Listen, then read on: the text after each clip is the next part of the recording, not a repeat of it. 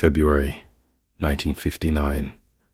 The Northern Ural Mountains, Soviet Union, a place where the temperature drops so low that steel becomes brittle and breath turns to ice before it leaves your lips. This is the story of Outpost 33, a seismic monitoring station deep in the taiga that went silent during the height of the Cold War. When the Spetsnaz rescue team finally arrived, they didn't find a bloody massacre. They found a puzzle. The doors were locked from the inside, the food supplies were untouched, but outside in the pristine snow, there were brass casings from Mosin Nagant rifles. They were not scattered randomly in panic. They were piled in perfect groups of 5. Before we open the recovered diary of Commander Volkov to understand what happened, I need to know where you are safe right now. Are you watching from the safety of London, Los Angeles, Sydney, or perhaps somewhere more isolated? Tell me your city in the comments below, and answer me this.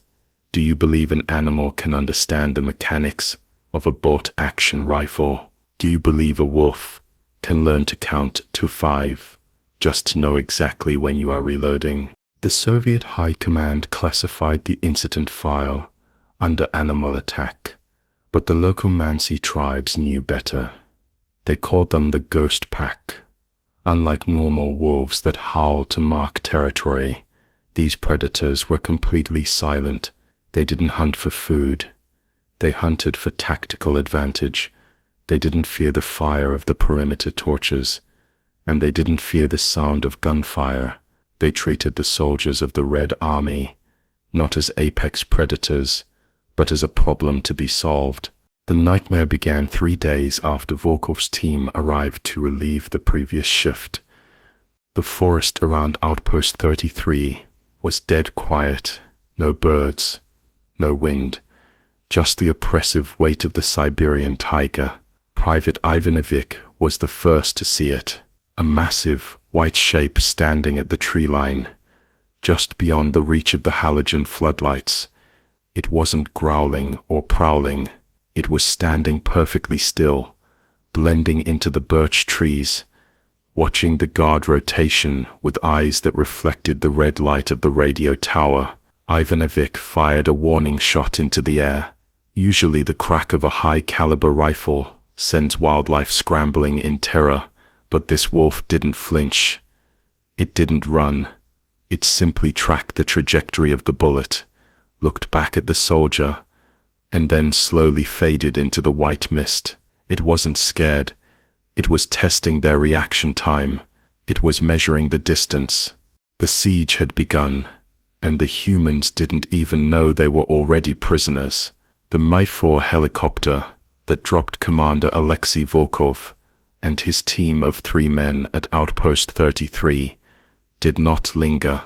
As soon as the crates of supplies were unloaded into the waist-deep snow, the pilot throttled up, eager to put the Ural Mountains behind him before the weather turned. Volkov watched the machine rise into the gray sky, the thumping of its rotors fading quickly into the distance. When the sound finally died away, it was replaced by a silence so absolute it felt heavy, pressing against the eardrums like deep water. This was the Northern Urals in February 1959. The temperature gauge on the outer wall of the cabin read -42 degrees Celsius. At this temperature, the moisture in your nose freezes instantly on the inhale. Exposed skin develops frostbite in minutes. Metal becomes brittle, snapping like glass if struck too hard. Outpost 33 was not a military fortress. It was a small, wooden seismic monitoring station, tasked with listening for the tremors of American nuclear tests halfway across the world. It was a listening post for the end of the world, staffed by 4 men: Commander Volkov, a veteran of the Great Patriotic War; Private Ivanovic, a young conscript from Kiev; radio operator Sasha; and the camp cook, a quiet man named Dimas. They carried their gear into the blockhouse, securing the heavy oak door with an iron bar. The cabin was sturdy, built from logs felled in the surrounding taiga, reinforced with steel bands. It smelled of diesel fuel from the generator, stale tobacco, and the damp wool of their uniforms. They settled into the routine of isolation. Checks were made. The radio hummed with the static of the ionosphere. The seismic needles scratched steady flat lines on the rolling paper. For the first 48 hours, everything was standard. The men played cards. They cleaned their weapons. Standard issue Mosin Nagant, M44 carbines, bolt-action rifles that had served the Red Army for decades. They were powerful, reliable weapons, capable of dropping a bear at 200 meters, but they had a limitation. The internal magazine held only 5 rounds. To reload, a soldier had to open the bolt, take a stripper clip, and manually push 5 new cartridges down into the receiver. It was a process that took precious seconds, seconds that in the days to come would determine who lived and who died.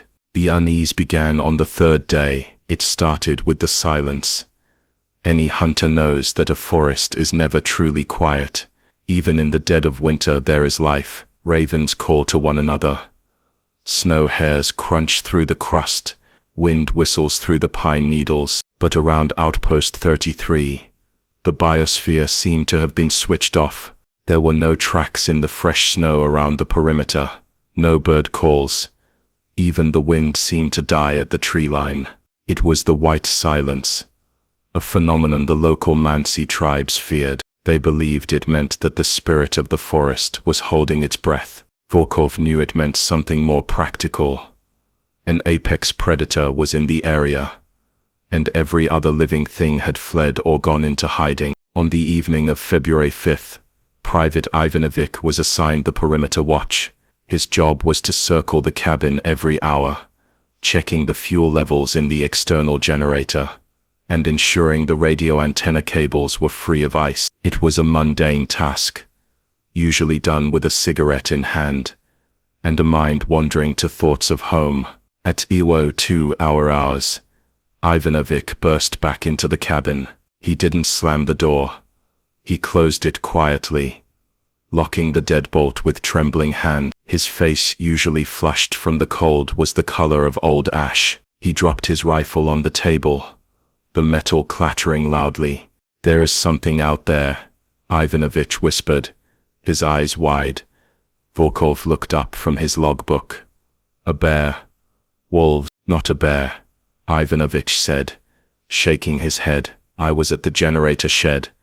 I felt eyes. You know the feeling, comrade commander. Like heat on the back of your neck." I turned on the handheld spotlight and swept the tree line. And I saw a wolf. Just one. But it was wrong. "Wrong how?" Volkov asked, standing up and reaching for his own weapon. "It was huge," Ivanovic said, measuring with his hands. "Its shoulder was this high. White. Pure white like the snow.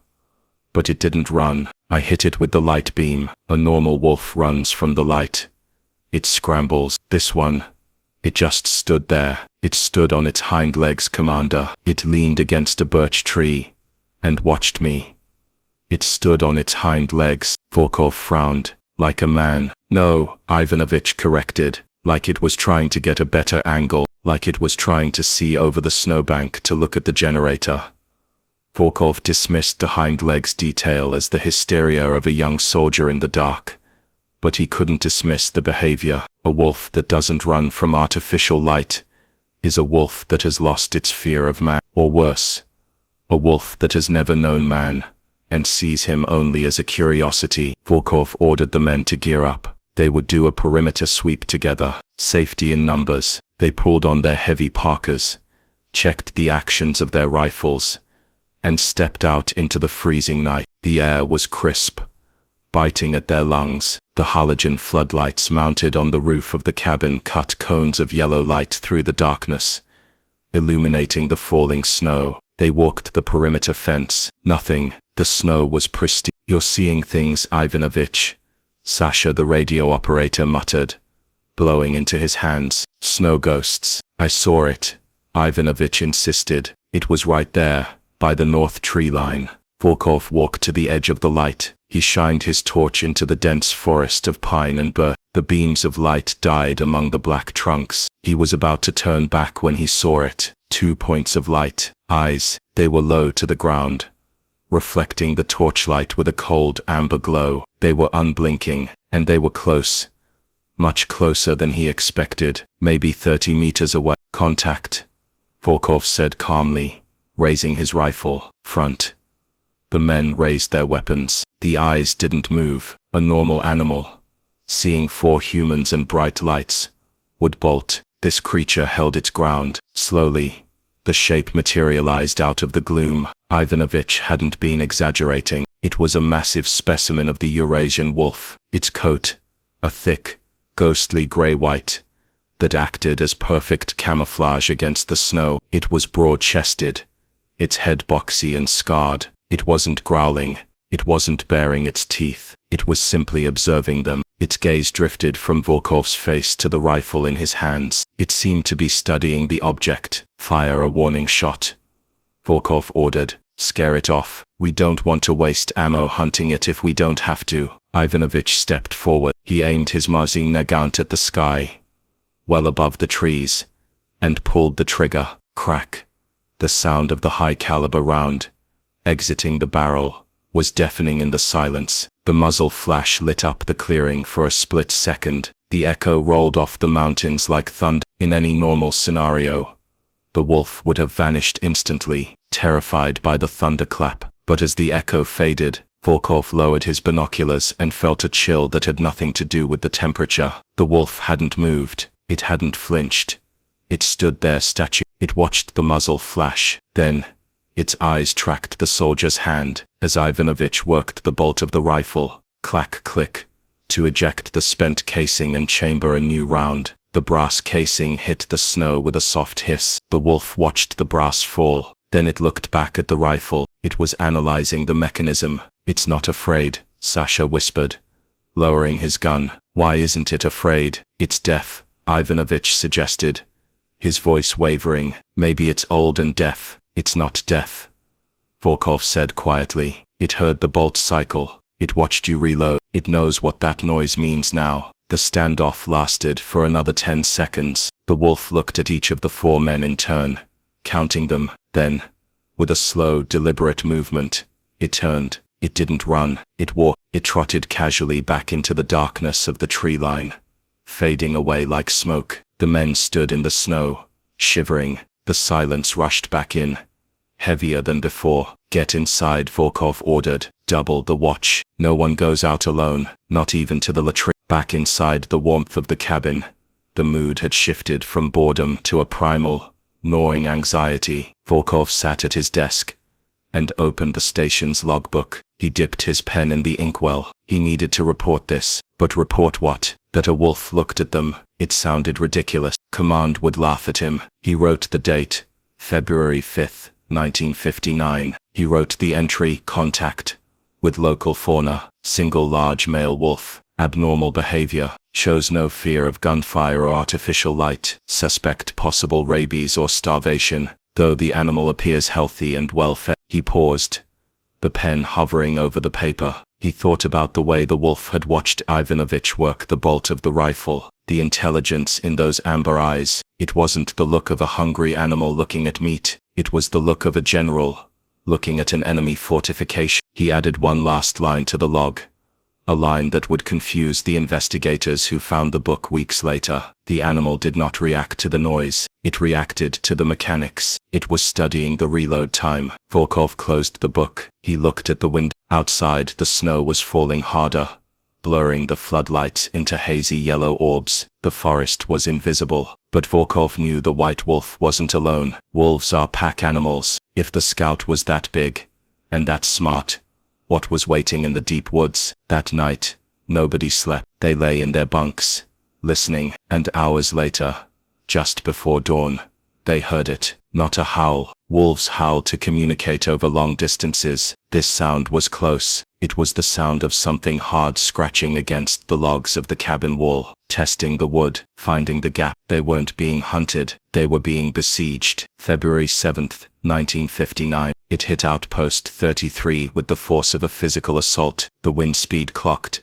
at 80 kilometers per hour, driving snow horizontally like shrapnel. The temperature plummeted to minus 50 degrees Celsius. Inside the cabin, the men huddled around the cast iron stove, listening to the wind scream. The sound was deafening, a constant, high-pitched shriek that vibrated the very logs of the walls. It was the kind of noise that masks everything else. Footsteps, breathing, the click of a claw on ice. Commander Volkov sat at the radio table, watching Sasha work the dials. The static was a solid wall of white noise. The ionosphere is scattered, Sasha shouted over the wind. We have no comms with HQ. We are dark until the storm passes. Volkov nodded grimly. He cleaned his Nagant revolver. For the third time that hour, the incident with the white wolf 2 nights ago hung over the group like a shroud. They hadn't seen the animal since, but the feeling of being watched hadn't dissipated. It had intensified. The silence of the forest had been replaced by the roar of the storm, but the feeling was the same. They were being studied. Suddenly, Demas, the cook, stood up. He tilted his head, listening. Did you hear that? Hear what? Ivanovich asked, looking up from his cards. I hear the wind trying to tear the roof off. No, Demas insisted, moving to the small frosted window. Under the wind, it sounded like crying.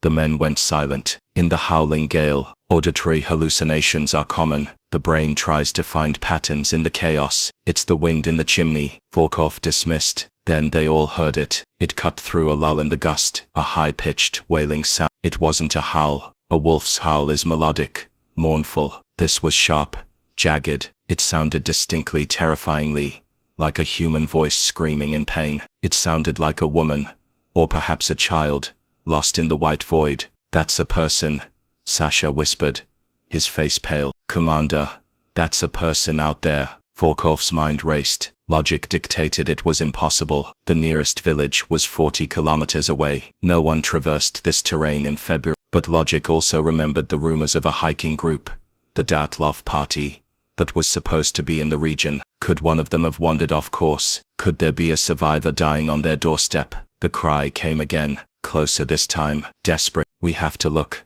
Ivanovich said, grabbing his rifle. We can't leave them. Volkov knew the regulations. Failure to render aid to a Soviet citizen was a court-martial offense, but his gut told him this was wrong. The timing was too perfect. The storm provided zero visibility. It was a kill box. We go out, Volkov decided, but we do not leave the safety of the perimeter. Ivanovich, you go. Demas, you back him up. But we use the tether. He pulled a coil of heavy hemp rope from the supply locker. It was a lifeline, thick and sturdy. He tied one end around Ivanovich's waist, securing it with a complex knot. He handed the other end to Sasha, and wrapped the slack around the heavy iron leg of the stove. You have 50 meters of line, Volkov ordered. That gets you to the edge of the floodlights. You do not go further. If you see anything, you fire. If you feel a tug on the rope, you come back instantly. Understood. Ivanovich nodded, pulling his Ashanka hat down tight, and wrapping a scarf around his face. Demas loaded his rifle. They unlocked the heavy oak door. The wind slammed it open, blowing snow and ice into the room, instantly dropping the temperature by 10 degrees. The two men stepped out into the maelstrom. From inside the cabin, Volkov and Sasha watched them go. They were visible for 3 seconds, then 5 seconds. Then the white curtain of the blizzard swallowed them. They were gone. Now the connection was only the rope. Sasha held the line, feeling it pay out through his gloved hands. 10 meters, 20 meters. The rope jerked rhythmically as Ivanovich trudged through the waist-deep snow. Outside, Ivanovich was blind. The floodlights above him were useless, their beams reflecting off the snow and creating a wall of white glare. He couldn't see his own hand in front of his face. He relied on the rope pulling at his waist to know where home was. He heard the cry again. Help me. It sounded like a moan now. It was directly ahead,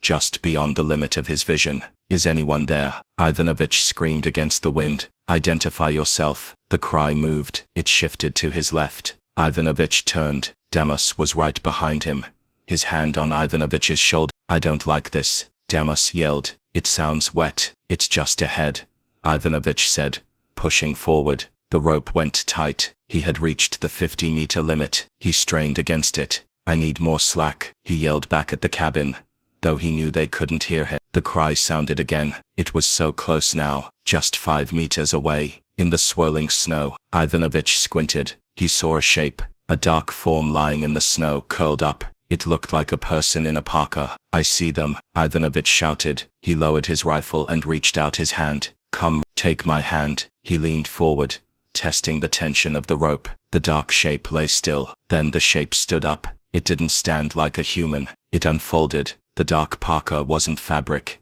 It was fur. The figure rose on 4 legs, towering over the snow. It wasn't a lost hiker. It was the white wolf, the alpha. It had been lying curled in a ball, mimicking the shape of a body, making that terrible high-pitched sound. It was a decoy. Ivanovich didn't have time to scream. He didn't have time to lift his rifle. The wolf didn't lunge for his throat.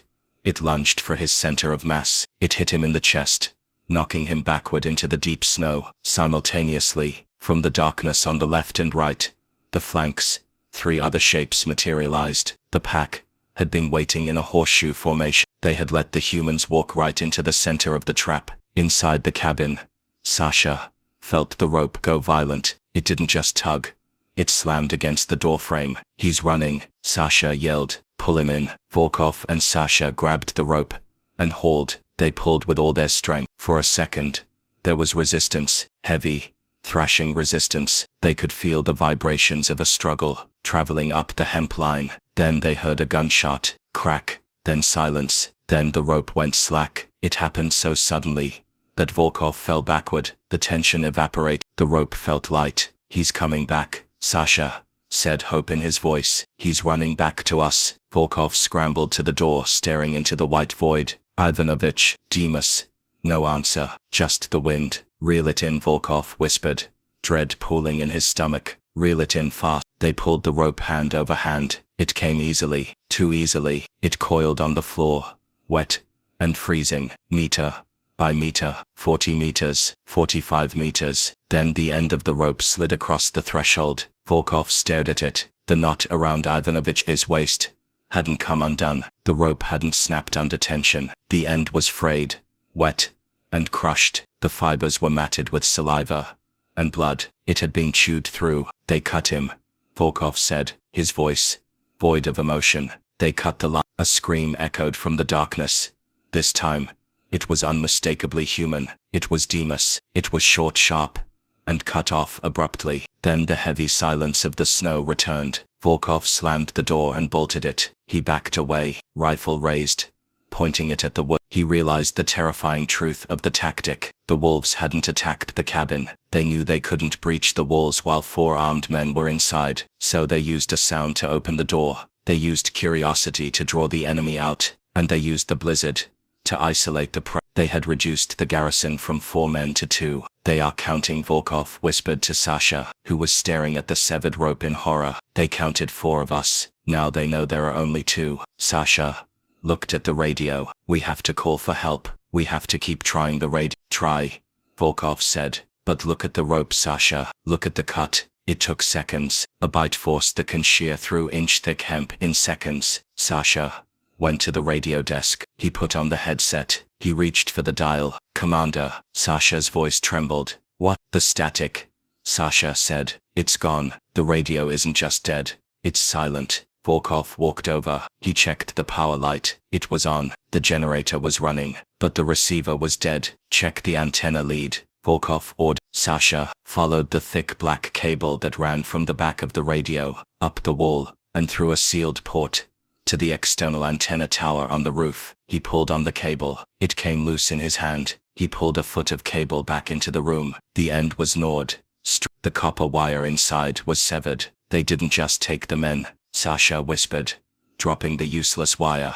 "They cut the comms. They climbed the roof and chewed the wire." Volkov looked at the ceiling. The heavy logs seemed thinner now. The wolves had blinded them, silenced them, and halved their numbers in the span of 20 minutes, and they hadn't even scratched the door yet. They are isolating the battlefield, Volkov said, checking his ammunition pouch. He had 3 stripper clips left, 15 rounds. This isn't a hunt, Sasha. This is a siege, and they just breached the first defensive line. Outside, the wind howled, but under the wind, there was a new sound. It was the sound of heavy bodies moving on the roof. Soft thuds, paws on the shingles. They were looking for a way in from above. Chapter 2 ends with Volkov and Sasha standing in the center of the dim cabin, rifles aimed at the ceiling, listening to the footsteps of the ghost pack. Directly above their heads, the trap had been sprung, and there was no way out. The roof of Outpost 33 was built to withstand the weight of 3 meters of snow. It was constructed of overlapping pine logs, sealed with tar, and reinforced with iron struts. It was solid, it was heavy, but as Volkov and Sasha stood in the center of the cabin, rifles trained on the ceiling, the roof sounded fragile. Above them, the heavy, rhythmic thumping continued. It wasn't the chaotic patter of wind-blown debris, it was the measured tread of paws, heavy paws. The creatures weren't just walking, they were pacing, they were mapping the geometry of the structure. From above, looking for the chimney, the ventilation shaft, or a rotted plank, Sasha's eyes were wide, fixed on the soot-stained bricks of the stove chimney. They're going to come down, he whispered, his voice cracking with hysteria. Like smoke, they're going to drop right into the fire. The flue is too narrow, Volkov said, though he didn't lower his rifle. But they can block it, if they cover the stack. The smoke backs up. We suffocate, or we open the door. Either way they win. Volkov moved the stove. He kicked the iron door shut and dampened the intake. Put on your mask, he ordered, tossing Sasha a rubber gas mask from the emergency kit. If the air goes bad, we fight in the masks. The sounds on the roof stopped for a long moment.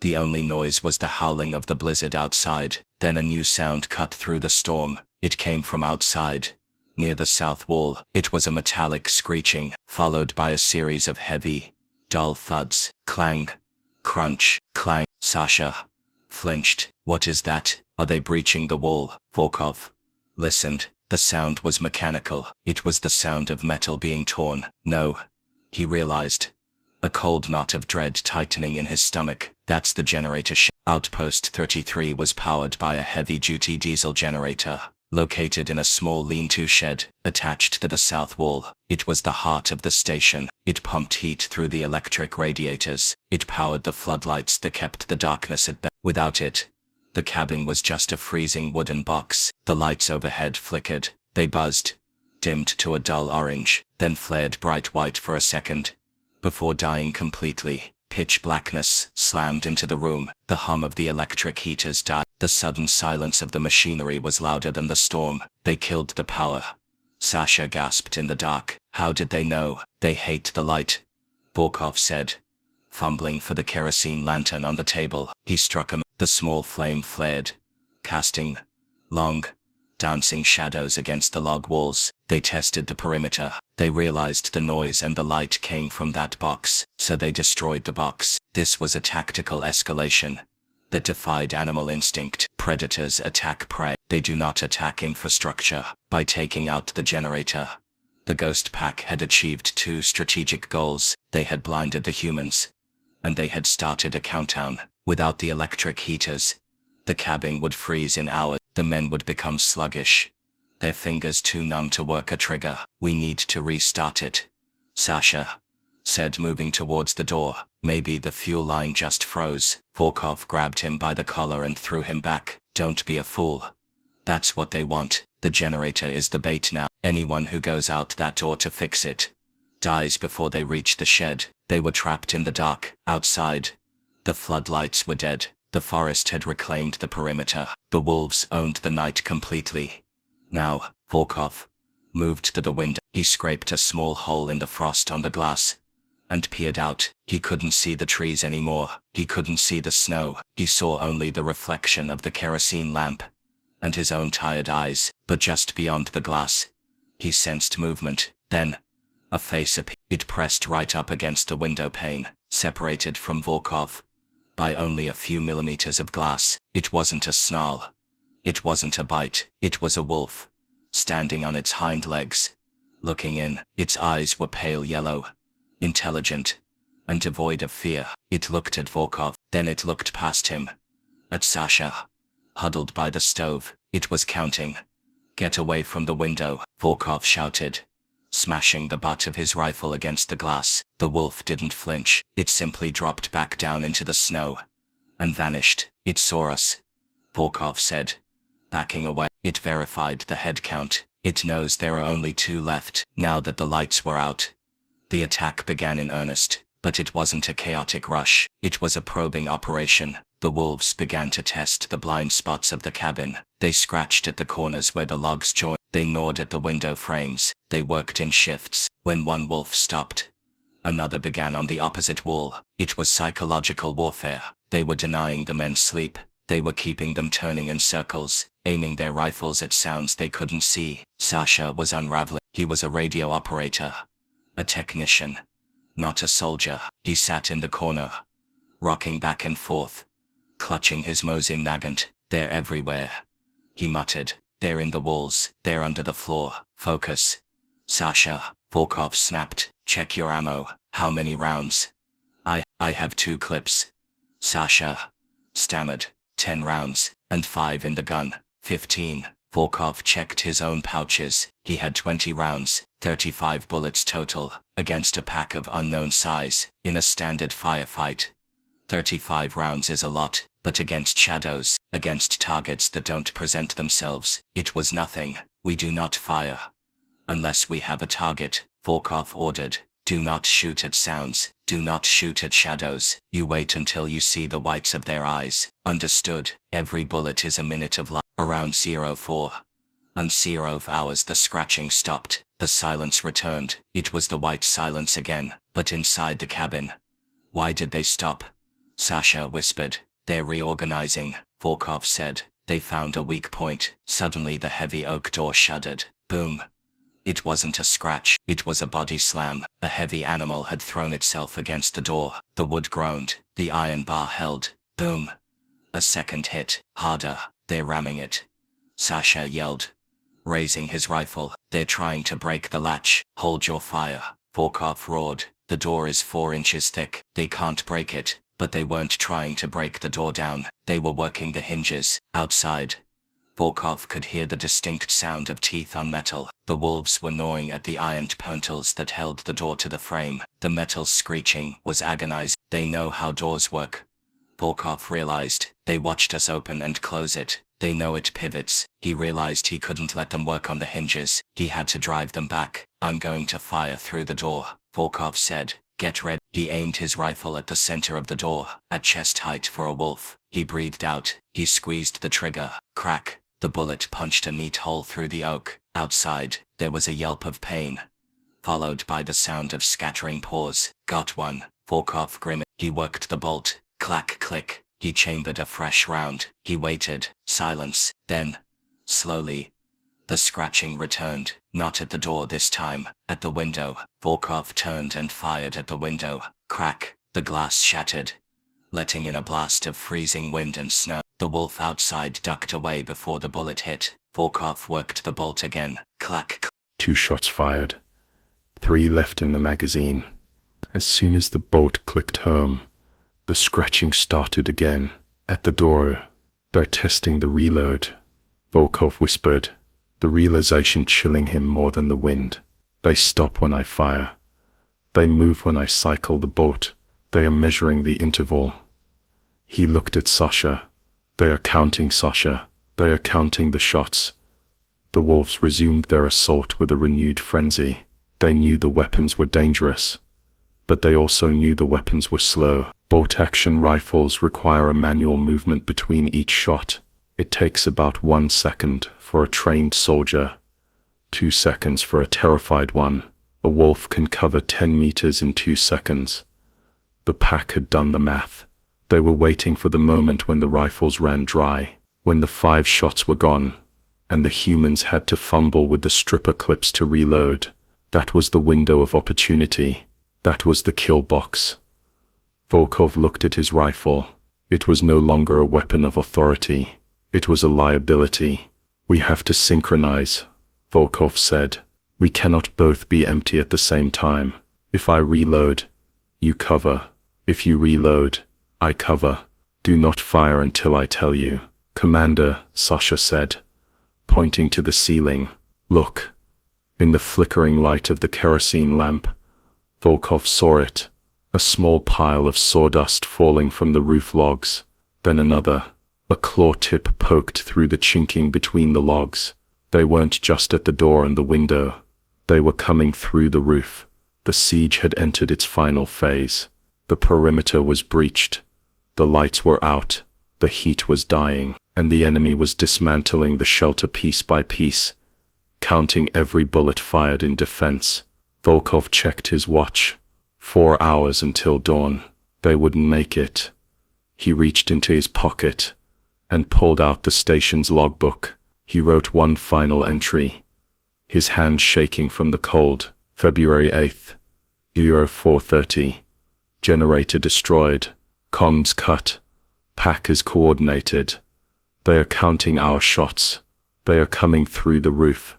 This is not nature. This is war. He closed the book and placed it in the heavy metal lockbox under the radio table. He locked it. It was the only thing that would survive the night. Ready your weapons, Sasha, Volkov said, aiming at the ceiling where the sawdust was falling faster now. Let's teach them that Russians don't die easily. The scratching on the roof stopped. A heavy silence fell, then the sound of 5 separate bodies hitting the roof at once. The coordinated strike. Crack. The roof timber splintered. They were in. The collapse of the roof was not a sudden, theatrical explosion of timber. It was a sickening crunch. The sound of structural integrity failing under a calculated load. The heavy pine logs, weakened by hours of gnawing in the weight of the snow, finally gave way. A section of the ceiling, the size of a man's coffin, crashed down into the center of the cabin, bringing with it a cascade of ice, sawdust and the freezing night air of the Ural Mountains. The temperature in the room dropped 30 degrees in a second. The kerosene lantern on the table flickered wildly in the sudden draft, casting long chaotic shadows that danced against the walls like specters. Through the gaping hole in the roof, the blizzard howled. But it wasn't just snow that fell into the sanctuary of Outpost. The first wolf dropped into the room with the grace of a cat. It landed on all fours, its claws skidding on the wooden floorboards. It was massive, its white fur matted with ice crystals, its breath steaming in the cold air. It didn't snarl. It didn't look around in confusion. It locked its eyes instantly on Sasha.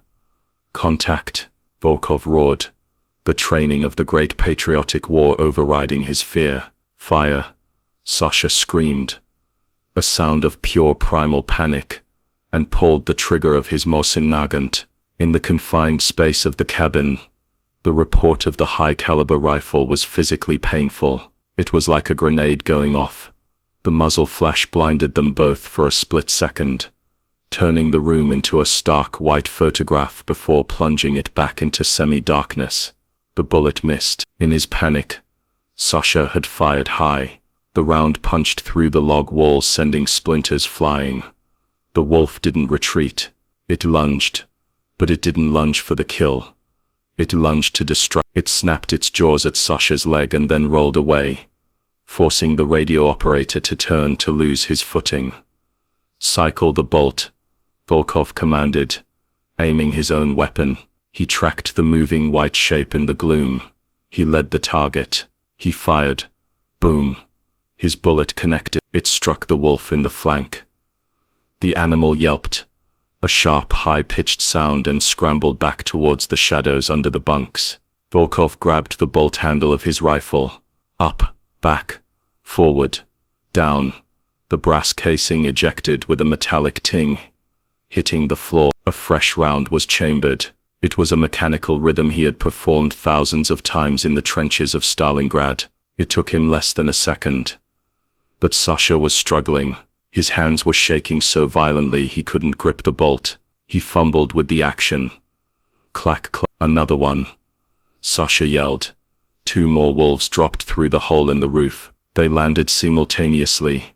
Heavy thuds that shook the floor. They fanned out instantly. One moving left, one moving right. They were flanking. They were creating a crossfire of teeth. The cabin became a kaleidoscope of violence, the air filled with the acrid smell of cordite, the stench of unwashed bodies, and the musk of the predators.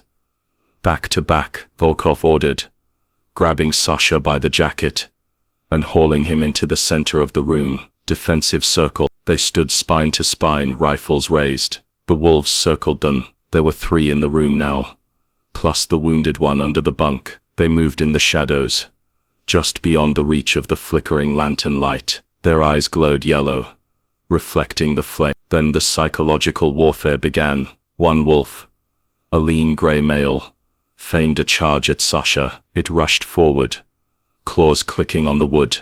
Sasha fired. Boom. The wolf swerved at the last second, dodging the bullet. Sasha worked the bolt. Clack click. A second wolf charged from the right. Sasha swung his rifle and fired again. Boom. Missed. Sasha worked the bolt. Clack click. Slow down, Volkov yelled.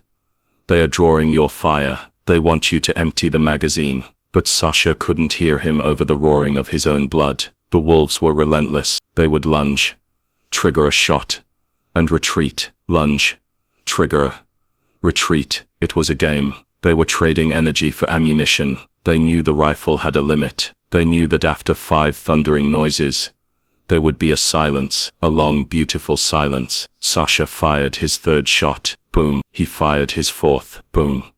He fired his 5th. Boom. The click of the firing pin on an empty chamber is the loudest sound in the world. Click. Sasha froze. He pulled the trigger again. Click. I'm out. He screamed. I'm dry. He reached for his ammo pouch. His fingers were numb. Clumsy in the thick wool gloves, he fumbled with the stripper clip. A thin strip of metal holding 5 cartridges. He tried to align the clip with the receiver of the rifle. It was the moment the pack had been waiting for. They didn't attack one by one. All 3 wolves launched simultaneously. They didn't go for the throat. They went for the arms. One wolf clamped its jaws onto Sasha's right forearm. The one holding the rifle. The bite force was crushing. It shattered the radius and ulna instantly. Sasha dropped the gun. The second wolf grabbed his left leg, pulling it out from under him. Sasha hit the floor with a bone-jarring crash. The stripper clip flew from his hand, scattering the precious bullets across the floorboards. Commander, Sasha shrieked. Help me. Volkov turned. He had a clear shot at the wolf, holding Sasha's arm, but as he swung his barrel, he saw the 4th wolf, the one he had wounded earlier, drag itself out from under the bunk. It wasn't attacking Sasha. It was looking at Volkov. It was coiled, ready to spring the moment Volkov fired. If Volkov shot the wolf on Sasha, his rifle would need to be cycled. In that 1 second of working the bolt, the wounded wolf would be on his throat. It was a checkmate. Volkov hesitated, and in that hesitation, Sasha's fate was sealed. The wolves dragged the radio operator into the dark corner of the room. The screaming was terrible, high-pitched, and filled with disbelief. Then there was a wet tearing sound, and the screaming stopped. Volkov stood alone in the center of the cabin. He was breathing hard, the condensation freezing on his beard. He held his rifle tight. He had 4 rounds left in the magazine. The wolves stopped moving. They stood over Sasha's body, but they didn't eat. They weren't hungry. They simply watched Volkov. Their chests heaved. Their muzzles were stained red. They had removed the weak link. Now they focused on the strong one. The lantern on the table was dying, the kerosene running low. The flames sputtered, casting the room into deeper shadow. Volkov backed away slowly, until his shoulders hit the heavy timber of the wall. He needed a defensive position where they couldn't get behind him. He slid down the wall, crouching behind the overturned oak table. He leveled his rifle over the top of the wood. Come on, he whispered in Russian. Come and get it. But they didn't come. The wolves settled down on the floor. They lay in a semicircle, blocking the exit, blocking the hole in the roof, blocking the path to the supply locker. They panted softly. They were resting. They were waiting for the light to die complete. This was the count. They had counted the shots. They knew Sasha was empty. Now they were calculating Volkov's capacity. Volkov checked his pockets. He had 1 stripper clip left, 5 rounds, plus the 4 in the gun, 9 bullets. There were 4 wolves in the room. Mathematically, he could win, but biologically, he was exhausted, freezing and terrified. They were energized, adapted to the cold, and operating as a hive mind. Minutes ticked by. The cold was seeping into Volkov's bones. His trigger finger was stiffening. He realized with horror that they didn't need to attack him. They just needed to wait for him to freeze, or fall asleep. Then the door opened. It didn't burst open. It unlatched. The heavy iron bar, which had been gnawed and battered from the outside for hours, finally gave way under a silent, steady pressure from the outside. The door swung inward, creaking on its frozen hinges. A gust of snow blew in, and with it, the alpha entered. This was the white wolf Ivanovich had seen. It was immense, head and shoulders taller than the others. Its fur was pristine, unbloodied. It stepped into the cabin with the arrogance of a landlord inspecting a tenant's property. It didn't look at the other wolf. It walked straight to the center of the room, into the dying pool of light. It looked at Volkov behind the table. Volkov aimed at the alpha's chest, a center mass shot. At this range, he couldn't miss. The alpha stopped. It stared down the barrel of the Mosin Nagant. It didn't growl. It didn't crouch. It simply stood there, exposing its vital organs. It was a dare. Shoot me, the posture said. Shoot me and my soldiers will tear you apart before you can work the bolt. Volkov's finger tightened on the trigger. He took up the slack. He held his breath, but he didn't fire. He realized the trap. If he fired, the noise, the flash, the recoil, it would break the standoff. The pack would react to the gunshot instantly. The alpha might die, but Volkov would die 1 second later. The alpha tilted its massive head. It seemed disappointed. It took a step forward. Volkov adjusted his aim to the head. Sweat stung his eyes. The alpha took another step. It was now 10 feet away. Stay back, Volkov yelled. The wolf didn't stop. It knew the range of the bayonet. It stopped.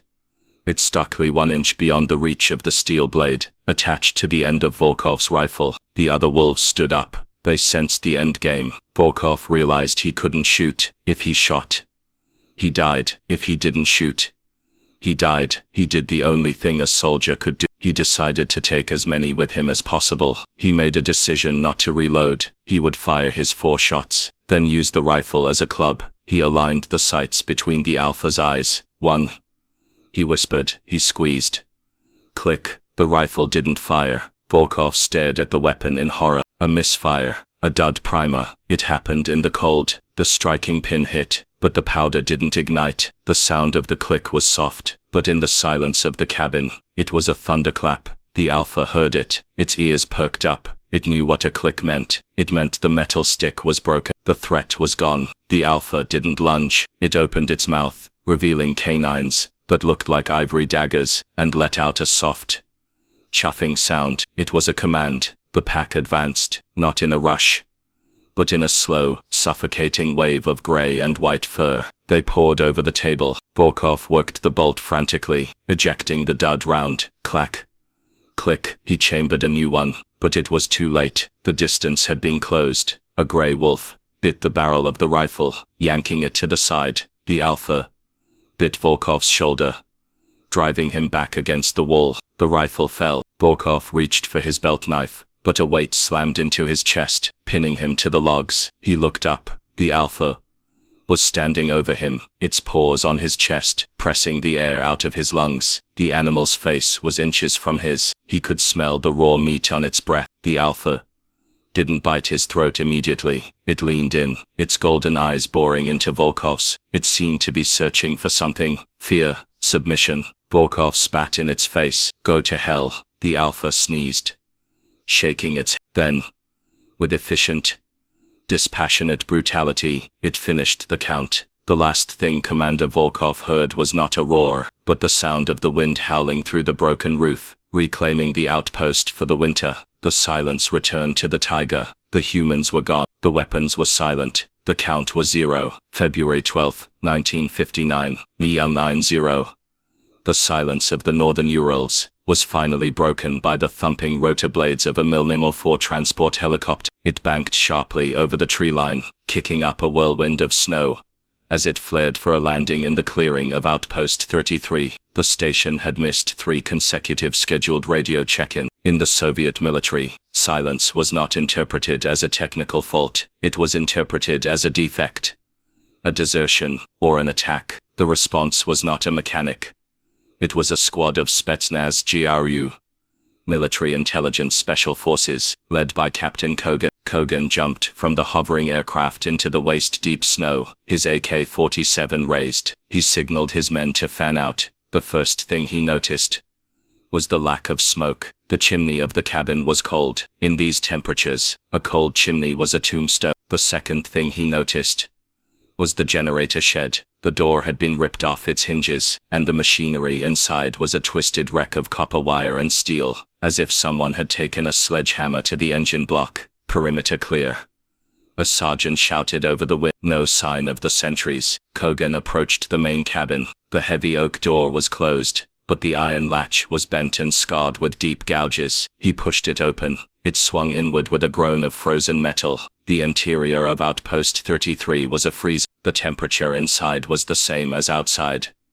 -40 degrees. Kogan clicked on his flashlight, the beam cutting through the gloom. The air smelled of old cordite, spilled kerosene, and the metallic copper tang of frozen blood. Clear the room, Kogan ordered. The soldiers swept the corners. Empty. The bunks were empty. The table was overturned. The floor was covered in a layer of wind-blown snow that had fallen through a gaping, jagged hole in the roof. Captain, the sergeant called out, "You need to see this." Kogan walked to the center of the room. He looked down at the floorboards. What he saw made him pause. Scattered across the woodwork were brass shell casings from Mosin Nagant rifles, dozens of them, but they weren't scattered randomly, as they would be in a panic firefight. They were clustered in specific piles near the corners and the center table. Kogan knelt and picked one up. It was cold and heavy. He looked at the distribution. 5 here, he muttered,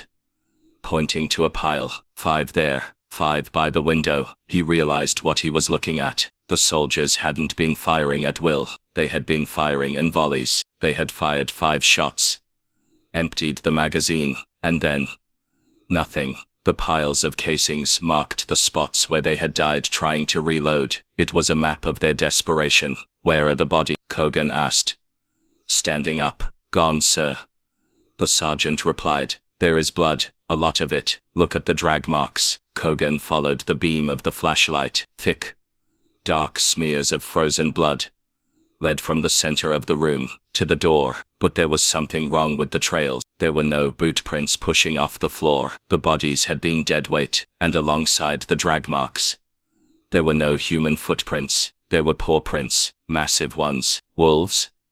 the sergeant asked, skepticism heavy in his voice. "Wolves don't drag bodies away, sir. They eat them where they kill them, or they scatter the parts. These didn't," Kogan said. He followed the trail out the door and into the snow. The drag marks continued for 50 meters, heading straight for the dense tree line, and then, abruptly, they stopped. The snow beyond was pristine, undisturbed. It was as if the bodies had evaporated, or as if the predators had lifted them up and carried them without dragging, disappearing into the white labyrinth of the taiga. Kogan returned to the cabin. He needed answers. He needed the logbook. He moved to the radio table. The equipment was smashed.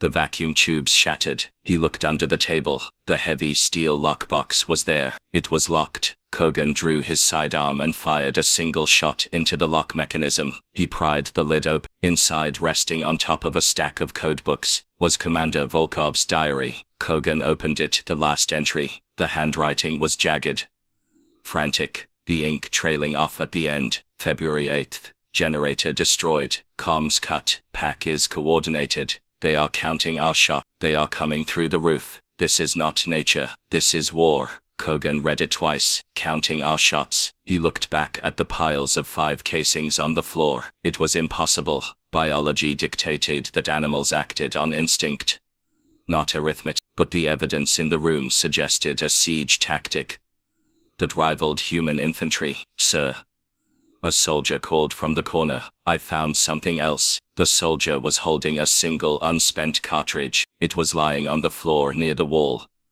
where the final stand had taken place. Kogan took the bullet. He examined the primer at the base. There was a small dent in the center, a misfire.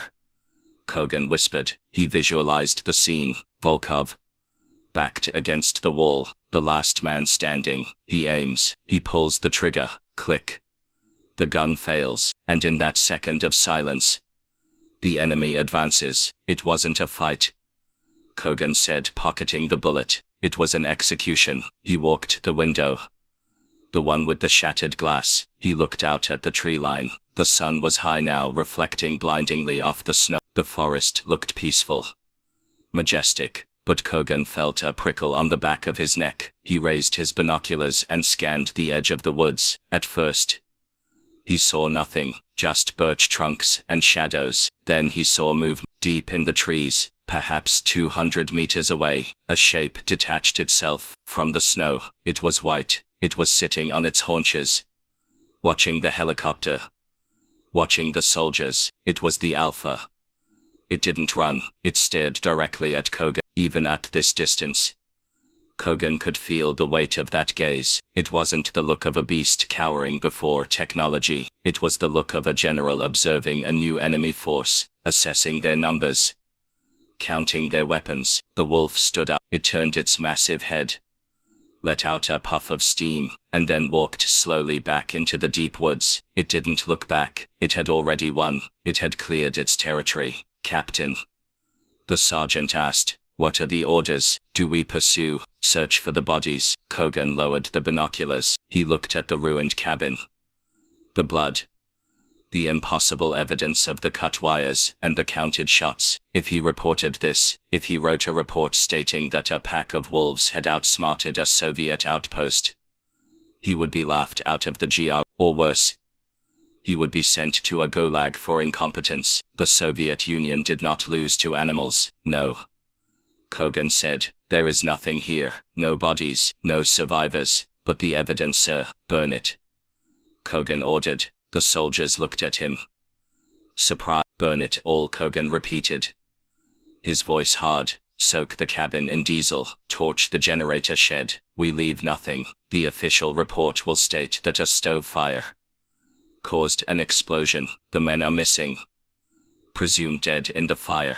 The soldiers moved to a bed. They doused the logs with fuel from the helicopter's reserve tanks. They lit the flares. As the helicopter lifted off, Kogan looked down. The cabin was engulfed in flames, a pillar of black smoke rising into the clear blue sky. The fire would destroy the teeth marks on the door. It would melt the brass casings. It would turn the chewed radio wires into ash. It would erase the impossibility. But as the helicopter banked south, heading back to civilization, Kogan couldn't shake the image of the white wolf watching them. He knew the fire wouldn't kill the pack was still down there.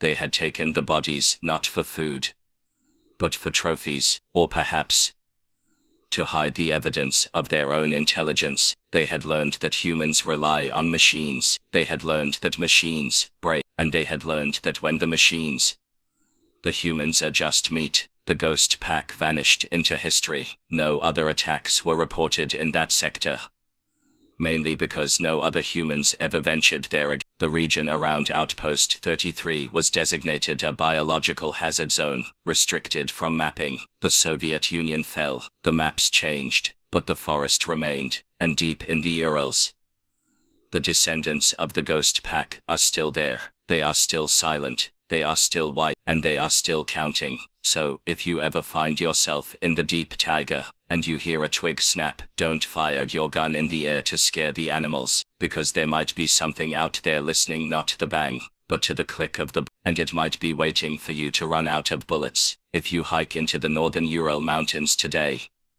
far off the marked tourist trails of the Dyatlov Pass, you might stumble upon a clearing where the trees refuse to grow. The locals call it the scorched cirque. Under a layer of moss and 60 years of pine needles, the soil is still black, mixed with the rusted remnants of iron machinery and melted glass. This is the grave of Outpost 33, officially. The station was destroyed by a catastrophic fuel explosion caused by a faulty generator. The 4 men listed in the garrison logs, Volkov, Ivanovich, Sasha, and Dimas, were declared heroes of the Soviet Union, casualties of a tragic accident while serving the state. Their closed casket funerals were held in Moscow, attended by weeping widows, who were never told that the coffins they buried were empty. The Soviet Union was a master of secrets. They could hide cities, cover up nuclear disasters, and erase people from photographs, but they could not erase the memory from the minds of the Spetsnaz soldiers who walked that ground for decades in hushed whispers among veterans of the GRU. The story of the Ghost Pack circulated. It became a cautionary tale, a grim fable about the arrogance of man. We like to believe that we are the masters of this planet because we have tools. We have fire, steel, and gunpowder. We believe these things separate us from the food chain, but the events of 1959 suggest a terrifying possibility. What if nature is not static? What if it is watching us, learning from us, and adapting to our technology? The wolves of Outpost 33 did not behave like animals. They behaved like insurgents. They identified the source of the light and destroyed it. They identified the means of communication and severed it. They used psychological warfare, decoys, and attrition, and most terrifying of all, they understood the mechanics of the weapons used against them. They learned that a rifle is not a magic wand.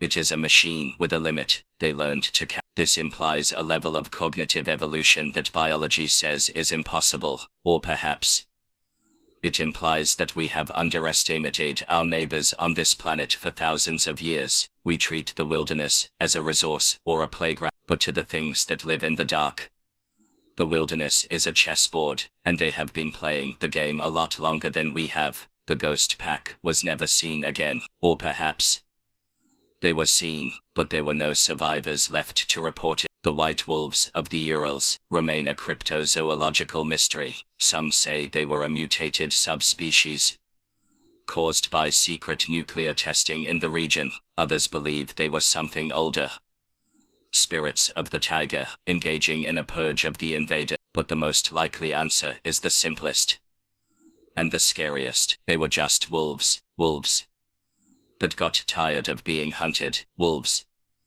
that decided to fight back using our own rules. So the next time you are in the woods and you feel that prickle on the back of your neck, the feeling of being watched, don't assume it's just your imagination. And if you are carrying a weapon, never ever let it run dry, because you never know who or what might be counting your shots from the tree line. This brings our investigation into the Soviet archives to a close. But now, I want to hear your verdict.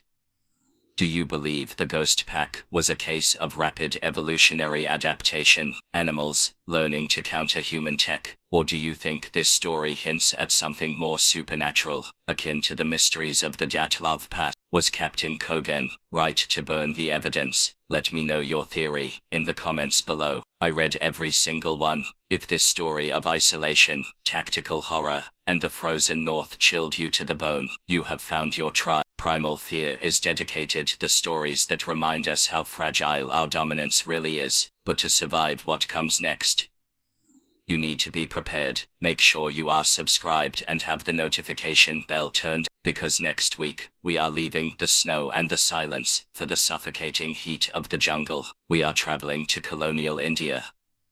To the early 1900s, we are going to hunt a creature that makes the Ghost Pack look like amateurs. This predator didn't just kill 4 men, she killed 436 people. She hunted in broad daylight, walked through villages, and defied an entire army of hunters. The Champawat tiger, the queen of killers, is next. Until then, check your ammo and stay out of the dark.